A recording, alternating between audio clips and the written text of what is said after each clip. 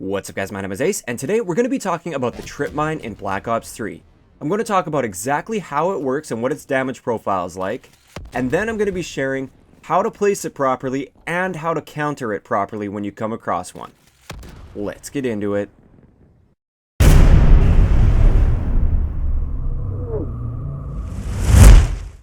Alright guys, so the trip mine is activated by your proximity to it. So if you have an enemy trip mine and you get within a certain range of it, you will set it off. And based on my testing, I was able to find that the trigger range is actually the same as the kill range. So if you trigger one of the trip mines, which is within this range right here, if you trigger that trip mine within that range and you don't move away from it, or you don't use one of the techniques I mentioned in this video, or you're not using Flak Jacket, it will kill you anywhere within that trigger range. Now, it's not quite as simple as that though, because the damage profile is very similar to the damage profile of the Bouncing Betty in Black Ops 2. That means it doesn't actually deal damage on the ground. It launches up in the air and then explodes.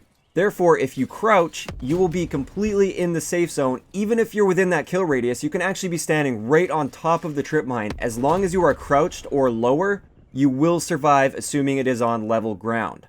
Right here is just sort of a picture to kind of depict what it looks like, what the damage profile looks like. It appears to explode upwards into a spherical sort of damage radius, and underneath that damage radius is a completely safe zone where you will take no damage whatsoever. So anywhere in that green zone, you'll take no damage.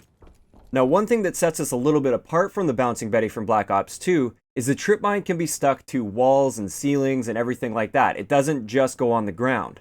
So a lot of people, you'll notice, have been throwing them onto walls. Well, that safe zone still applies when it's on a wall. It's just now, instead of crouching, you just have to hug up close to that wall. So this is the safe zone when you have that Bouncing Betty attached to a wall. So that brings us to the two very obvious counters that most people know about, but some people don't already. If the trip mine is on flat ground, all you have to do is crouch, you'll avoid all damage. If the trip mine is on a wall, however, if you hug up close to that wall, you again won't take any damage. You can run right on top of that trip mine. As long as you're right up close to it where the wall is, you won't take any damage whatsoever. You don't want to be away from the wall, otherwise it will kill you. One other counter that I was actually very surprised by is very simple. Just sprint right over top of the trip mine and don't stop sprinting. You won't take any damage at all, even if you're holding an LMG in your hands, which the LMGs and assault rifles, these are the slowest moving guns in the game. You have a 95% run speed with either LMGs or assault rifles. And as you can see right here, you can run right on top of that trip mine. And as long as you're sprinting, you'll get out of that kill radius before it can even go off.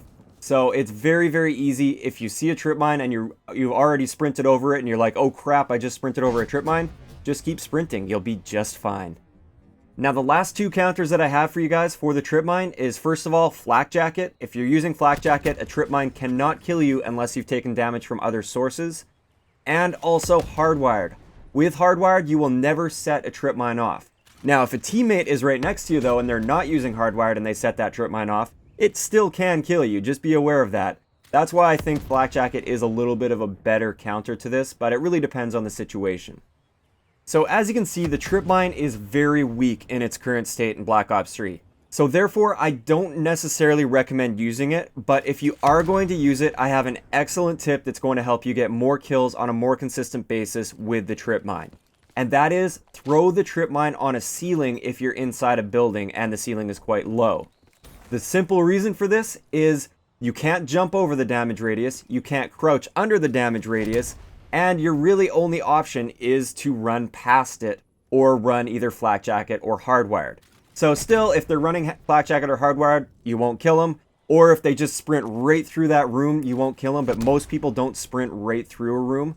So the best placement I've found for the trip mine is to place it on a ceiling. Also, placing it on a wall on the inside of a door or an opening or something like that, facing out, that can also be pretty effective because as they run forward, they typically don't avoid that safe zone that's hugged up right close to the wall.